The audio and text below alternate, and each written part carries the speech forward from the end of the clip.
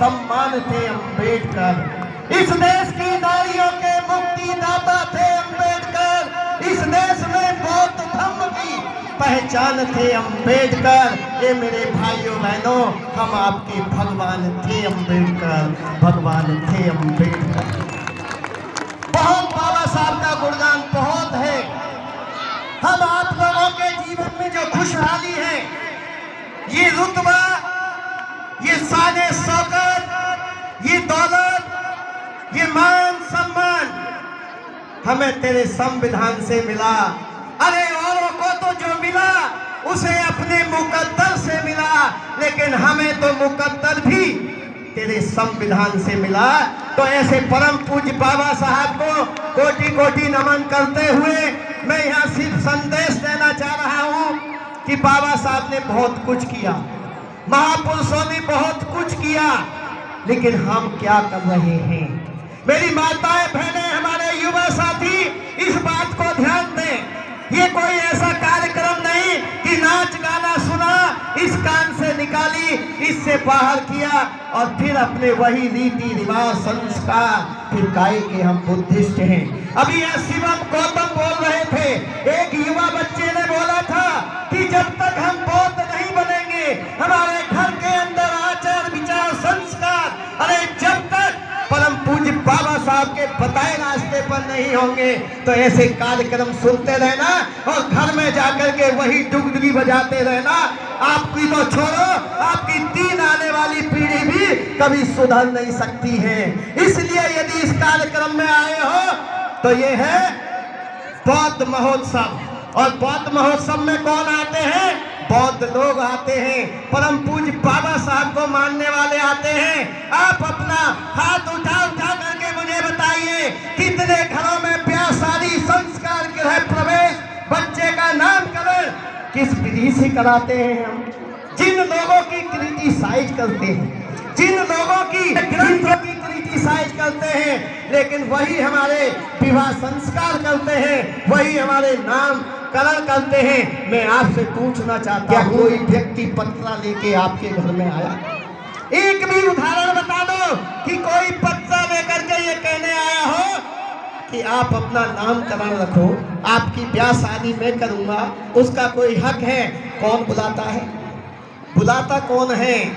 हमारा पढ़ा लिखा तबका, और इस पढ़े लिखे तबके में जो उच्च कोटि का जो पढ़ा लिखा तबका है, जो अपने को बहुत अधिकारी वर्ग और जज कलेक्टर और तमाम हमारे नेता भी हैं जो ये कहते हैं कि हम अम्बेडकरवादी हैं, लेकिन वो मंचों पर ही अम्बेडकरवादी हैं। जब तक उनके घर परिवार तक पहुंचते हैं तो वो अम्बेडकरवाद खत्म हो जाता है, और फिर वह कौन सी बैल बजती है, कौन सा संगीत चलता है, कौन सा म्यूजिक निकलता है, ड्राइंग रूम में कौन सी तस्वीर, कौन से फोटो लगे होते हैं। अरे कभी सोचो, फिर कहते हो हमारे घरों में खुशहाली होगी। अरे तुम अपने महापुरुषों से ही जब गद्दारी कर रहे हो, खाओ बाबा की, गीत गाओ किसी और की, तो ये आपको सोचने समझने की जरूरत है। संत कबीर साहब ने कहा कि दुनिया ऐसी बावरी पत्थर पूजन जाए, दुनिया ऐसी बावरी पत्थर पूजन जाए, अपनी चाकी कोई न पूजे जिसका पीसा खाए।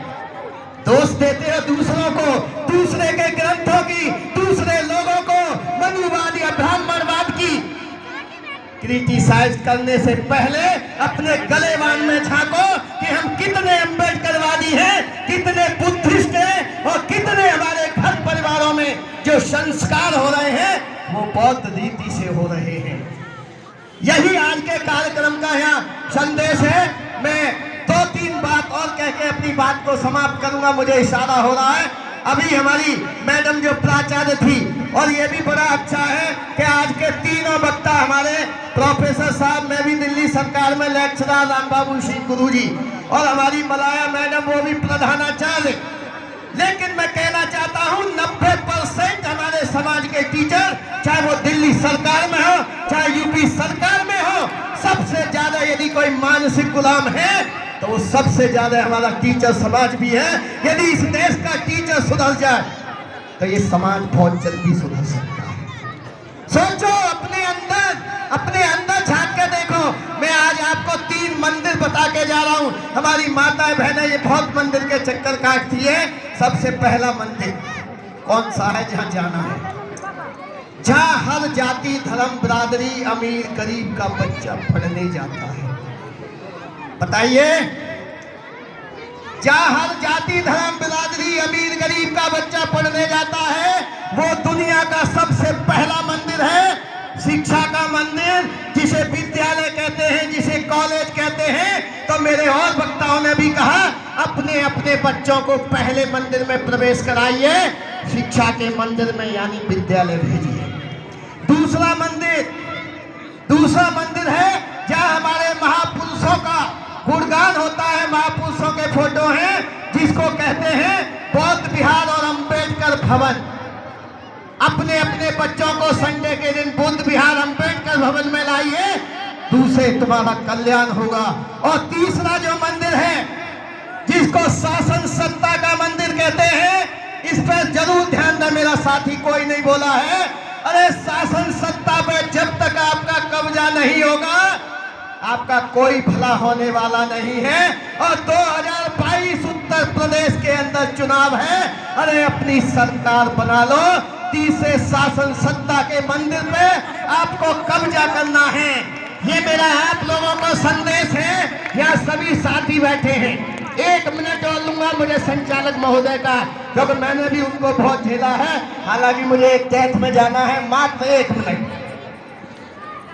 दूसरी जो मुख्य संदेश है वो कविता के माध्यम से ही देके जाऊंगा, क्योंकि मैं बाम सिंह का सिपाही हूं और मान्यवर कांसी राम साहब का सेवक समझो या उनके चरणों का दास हूं।